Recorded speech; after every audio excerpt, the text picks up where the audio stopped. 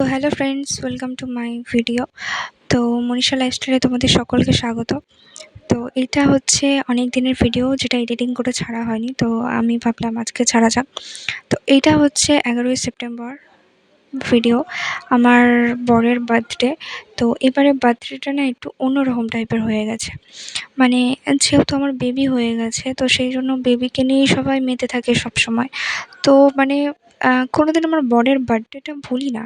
ঠিক আছে, রাত 12টা বাজলেই ওকে উইশ করে দিই, কিন্তু এবারে আমি ভুলে গেলাম। ঠিক আছে, তো এখন ফোন ঘাঁটতে ঘাঁটতে আমি দেখছি কি যে আমার একটা ননদ মানে এসএমএস করেছে দাদাকে কি যে হ্যাপি বার্থডে দাদা। তো আমি মানে সবে লিখতে যাচ্ছি যে তোমার দাদার বার্থডেটা আজকের না। তারপরে দেখি ফোনটা খুলে দেখি 11 তারিখ। তারপর আমার মনে হলো কি যে হ্যাঁ, তো আজকে তোমার বরের বার্থডে।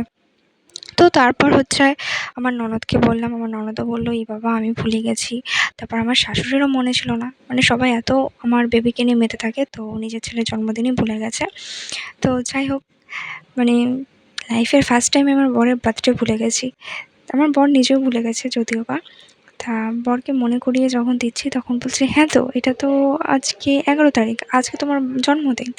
ঠিক আছে, তো যাই হোক একটা মানে আলাদাই ব্যাপার হয়ে গেছিলো ওর বার্থডের দিনকে। তো সন্ধ্যেবেলা এটা কেক কাটার ভিডিও শেয়ার করলাম, কেমন লাগলো কমেন্ট করে জানিও।